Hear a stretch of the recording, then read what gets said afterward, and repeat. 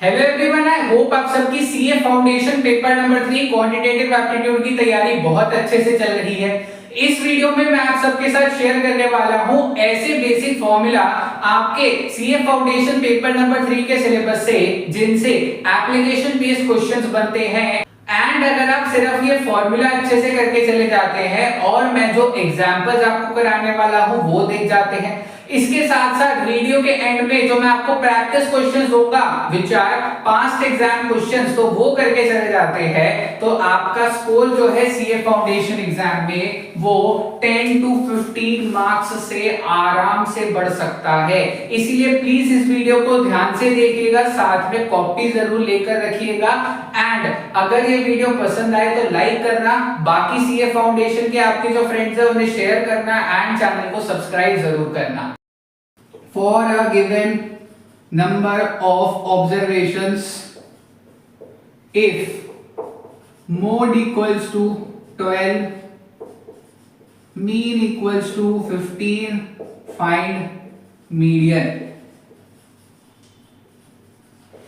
तो सिंपल सी बात है, कुछ नहीं करना है। इस फॉर्मूला के अंदर मोड और मीन की वैल्यू निकालो और मीडियन का आंसर जो है हमारा आ ही जाएगा। एक बार फटाफट सॉल्व करके देखते हैं। सो 12 इक्वल्स टू 3 मीडियन माइनस कितना 2 इंटू 15 तो 30, तो 3 मीडियन इक्वल्स टू 42, तो हमारा मीडियन कितना आ गया 14। ठीक है, तो पहला जो हमारा फॉर्मूला है बहुत ज्यादा इंपॉर्टेंट फॉर्मूला, ऑलमोस्ट हर दूसरे अटेम्प्ट के अंदर ICI measures of central tendency से ये एक क्वेश्चन पूछता है which is relating to the formula mode equals to 3 median minus 2 mean. Second formula पर आते हैं, एक और अच्छा फॉर्मूला जो कि है relationship between geometric mean, arithmetic mean and harmonic mean. Basically ऐसे दो चीजें पूछ सकता है, या तो आपसे एक एप्लीकेशन बेस्ड फॉर्मूला पूछ लेगा जहां पर ज्योमेट्रिक मीन, अरिथमेटिक मीन या हार्मोनिक मीन, इन तीनों में से कोई दो चीजें दे देगा एंड थर्ड चीज आपको निकालनी है, या फिर आपसे 4 इक्वेशंस बना के देगा कि बताओ इसमें से सच कौन सी है या ट्रू कौन सी है, करेक्ट कौन सी है। तो हमेशा याद रखना है एरिथमेटिक मीन जो है वो हमेशा या तो बड़ा होगा या इक्वल होगा ज्योमेट्रिक मीन से, और ज्योमेट्रिक मीन हमेशा बड़ा होगा या इक्वल होगा हार्मोनिक मीन से। अब इस क्वेश्चन की अगर हम बात करें, सपोज कि हमें क्वेश्चन के अंदर गिवन है कि ज्योमेट्रिक मीन है 12, अरिथमेटिक मीन है 18, तो बताओ हार्मोनिक मीन कितना होगा। तो simply 12 square equals to 18 into h, h कितना आ गया 144 बाय 18 यानी 8। ठीक है, नेक्स्ट आते हैं, अगला क्वेश्चन जो है एपी से रिलेटेड क्वेश्चन पूछा जा सकता है जहां पर आपको nth टर्म पूछी जा सकती है, या nth टर्म गिवन है और आपको फर्स्ट टर्म गिवन है, या फिर आपको कॉमन डिफरेंस गिवन है और तीसरी चीज पूछी जा सकती है। तो उसके लिए फॉर्मूला याद रखना है an equals to a plus n minus 1 into d।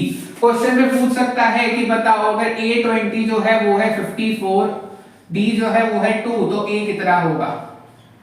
तो simply 54 equals to a plus 20 minus 1 यानी 19 इंटू 2, तो 54 इक्वल्स टू a प्लस 19 2 जार 38, तो a इक्वल्स टू 60। खत्म। फोर्थ फॉर्मूला पर आते हैं, एपी से रिलेटेड ही ये फॉर्मूला है सम ऑफ फर्स्ट n टर्म्स का। अब लेट सपोज इसी क्वेश्चन के अंदर a20 की जगह s20 हमारे पास गिवन है 154, तो हम क्या करेंगे n की जगह 20 लिखेंगे, d की जगह 2 लिखेंगे, sn की जगह 154 लिखेंगे और ये वैल्यू सब्स्टिट्यूट करने के बाद a की वैल्यू निकाल देंगे। फिफ्थ फॉर्मूला पर आते हैं, वेरी इंपॉर्टेंट फॉर्मूला। चैप्टर जो है हमारा सेट्स, रिलेशंस एंड फंक्शंस, उससे क्वेश्चन ऐसे ऑलमोस्ट हर दूसरे अटेम्प्ट में पूछता है कि हमारे पास एक सेट दे देगा, जैसे कि गिवन है a क्या 1 2 3 4। क्वेश्चन में पूछा गया कि बताओ इस सेट के सबसेट्स कितने होंगे। तो 2 is to power n, n क्या होता है कि नंबर ऑफ एलिमेंट्स कितने हैं इस सेट के अंदर, तो द आंसर इज 4। तो सबसेट कितने होंगे 2 is to power 4 यानी 60। सो इसके साथ ही हमने 5 फॉर्मूलेस देख लिए। अब देखते हैं अगले 5 फॉर्मूले को एंड उनके साथ साथ मैं एक एक एग्जांपल आप सबके साथ शेयर करूंगा सो दैट आपको वो फॉर्मूले जो है वो समझ आ सके। हाँ जी, सो भी हमने देखे थे पहले 5 फॉर्मूले, अब आते हैं नेक्स्ट 10 फॉर्मूलास पर। अगला जो है वो है कि अगर हमें दो नंबर्स दे रखे हैं और उनके बीच का एरिथमेटिक मीन निकालना है तो उसका फॉर्मूला होता है a प्लस बी बाई टू। यानी अगर हमें क्वेश्चन में दे रखा है find the arithmetic mean between 15 and 20, तो आंसर क्या आएगा 15 प्लस 20 बाई टू, जो कि कितना है 17.5। अगले पर आते हैं। नेक्स्ट है कि अगर हमें दो नंबर्स के बीच का ज्योमेट्रिक मीन निकालना होता है तो वो होता है अंडर रूट ए बी। यानी अगर मेरे पास नंबर्स दे रखे हैं 4 और 9 और मुझे पूछा गया है कि इनका ज्योमेट्रिक मीन क्या होगा, तो answer is under root 4 into 9 यानी 36, जिसका आंसर क्या है प्लस माइनस 6। नेक्स्ट, पिछले पार्ट में हमने देखा था कि नंबर ऑफ सबसेट्स निकालने होते हैं तो तब हम फॉर्मूला यूज करते हैं 2 टू पावर n। लेकिन अगर हमसे पूछा जाए कि नंबर ऑफ प्रॉपर सबसेट्स या कंप्लीट सबसेट्स कितने होंगे तो 2 टू पावर n माइनस 1, क्योंकि हमारा जो नल सेट होता है वो नहीं आता, तो इसलिए 2 to power n minus 1। For example अगर मेरे पास एक सेट दे रखा है a is equals to 1 2 3 4, number of subsets निकालने हैं तो 2 टू पावर 4 यानी 16, और अगर मुझे सिर्फ प्रॉपर सबसेट्स निकालने हैं तो 2 टू पावर 4 माइनस 1 यानी कि 15। नेक्स्ट, अब अगर मुझे कंबाइंड एरिथमेटिक मीन निकालना है, जनरली ये क्वेश्चन जो है केस बेस्ड क्वेश्चन के फॉर्म में आता है। मतलब फॉर एग्जांपल दे रखा है हमें दो क्लासेस का डेटा, एक क्लास के अंदर दे रखा है कि 50 स्टूडेंट्स हैं और उस क्लास के स्टूडेंट्स के एवरेज नंबर ऑफ मार्क्स है 15, और दूसरी क्लास में 14 स्टूडेंट्स है जिसके एवरेज नंबर ऑफ मार्क्स है 13। बताओ कि कंबाइंड एवरेज कितना होगा, तो simply 50 into 15 plus 40 into 13 divide by 50 plus 40 हमारा कंबाइंड एरिथमेटिक मीन आ जाएगा। ऐसे ही कभी कभार क्वेश्चन आपसे कंबाइंड हार्मोनिक मीन के लिए भी पूछ लिया जाता है, तो उसका फॉर्मूला है n1 plus n2 divide by n1 by h1 plus n2 by h2।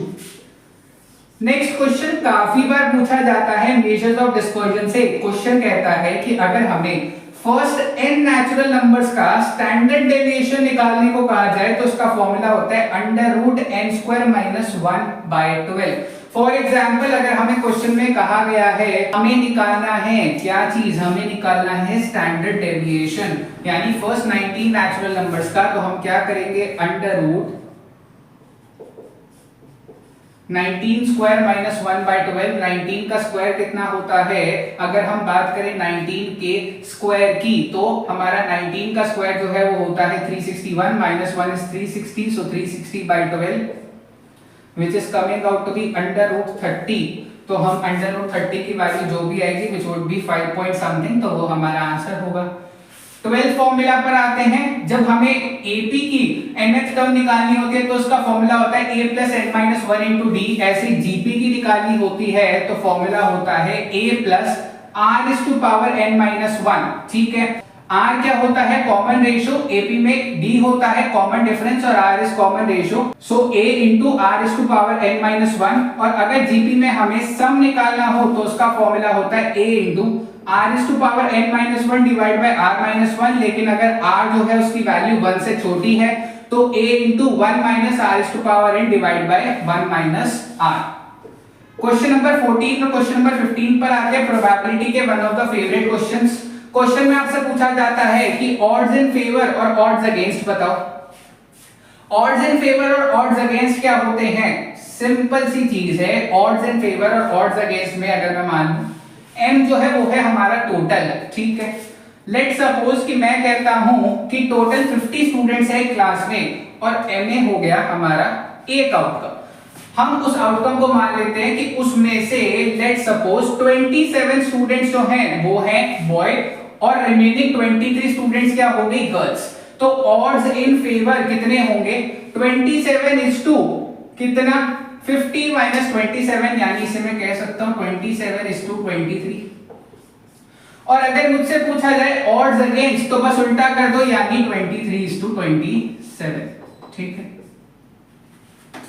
So with this we have discussed 15 very important formulas for your CA foundation paper number 3 qualitative aptitude, जो कि आपको जरूर करके जाने हैं, बिकॉज इनसे application based question आते हैं जहां पर कुछ नहीं करना, सिंपल क्वेश्चन के अंदर फॉर्मूला लगाना है, 15 से 20 सेकंड के अंदर आंसर निकालना है और आपको चुपचाप बबल जो है उसको सर्कल कर देना है। तो इसीलिए ये 15 जो मैंने आपको बताए हैं इंपॉर्टेंट फॉर्मूला जरूर करके जाइएगा।